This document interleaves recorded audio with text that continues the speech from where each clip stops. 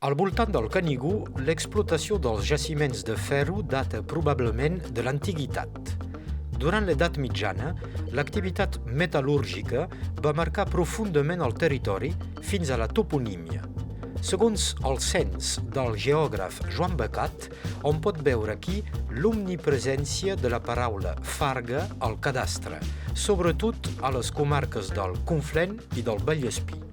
A partir de la Revolució Francesa, els recursos del subsol passen a ser propietat de l'Estat i la seva explotació requereix l'obtenció d'una concessió minera. L'explotació del ferro, fins ara tradicional, s'accelera i s'industrialitza. Entre les mines del massís del Canigó destaca la colònia de la Pinosa, construïda a 1.350 metres d'altitud damunt del poble de Vallmanya. Diuen que hi ha hagut 6.000 tones que han fet pujar aquí, de ferro, de fusta, de ciment. Per treure el mineral hi havia tres travesbancs, doncs galeries planeres per treure el mineral. Hi havia una tramuja aquí i després, per traslladar el mineral fins a les vagonetes del cable, després aquest cable anava fins a Rapaluna, allà hi havia el tren que arribava, carregaven el tren, aquest tren feia 12 quilòmetres dins la muntanya, 12 quilòmetres quasi bé planers, doncs hi ha hagut un treball espantós dels obrers per obrir aquest camí, i després hi havia tornat un telefèric que baixava fins al Banys d'Arla, d'un rodal que se'n diu la Reduta, a Formentera, per damunt de Montboló. Les instal·lacions colossals de la Pinosa marquen un gran canvi. Abans del 1900, el conjunt de les etapes de la producció metal·lúrgica es feia in situ. L'extracció, la transformació del mineral en ferro i la producció d'objectes acabats. A partir del segle XX, el mineral extret és exportat. Les condicions de treball eren difícils, per bé que els obrers de la Pinosa haguessin vist arribar els primers martells pneumàtics. Treballaven 10 hores al dia abans d'obtenir la jornada de 8 hores arran d'una vaga al 1919. Va durar de 1906 fins a 1931, amb el període de la guerra de 14. Els minaires francesos eren tots al front. Doncs ha calgut fer venir aquí força gent, doncs hi havia nord-africans, hi havia espanyols, hi havia catalans del sud i fins i tot xinesos.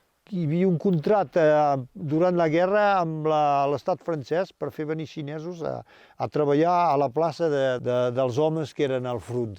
I a més hi havia els minaires dels pobles de Vallmanya, de Vallestavi, de la Bastida, de Sant Marçal, tot això venia aquí, fins i tot de Cortsaví, en fi, eren allotjats aquí, tenien un edifici que era un dormitori, podien ser un centenar a dormir aquí, i l'explotació funcionava tot l'any.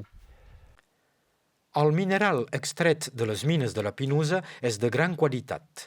Malgrat això, la gran despesa de les obres aviat amenaça les finances de la concessió. La Primera Guerra Mundial i més tard la crisi financera del 1929 obliguen a parar l'activitat al 1931. Pocs anys més tard, la Pinosa esdevé l'escenari d'un capítol important de la Segona Guerra Mundial a casa nostra.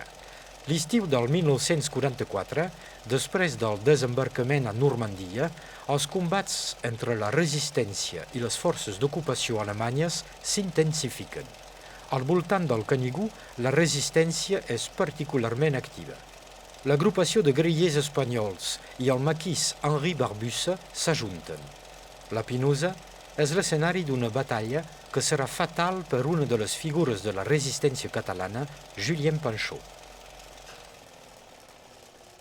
A un moment donat, com que molestava molt l'armada alemanya i la milícia, aquests han decidit de pujar aquí per suprimir tot això.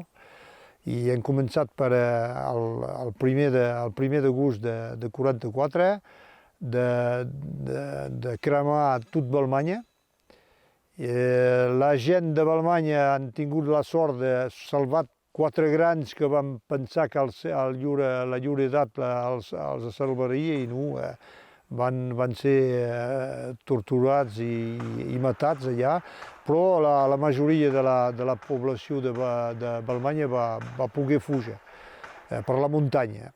Donc van cremar Balmanya i després van venir aquí, doncs hi havia soldats i milicians que venien de Vallestavi, fins de Vinçà, Vallestavi, tot això, per la carretera, d'altres de la Bastida, d'altres de Cortsaví i Batera, i d'altres encara de Portalets. Donc tot era tancat, i eren a un contra 10 almenys, i donc la resistència era massa difícil.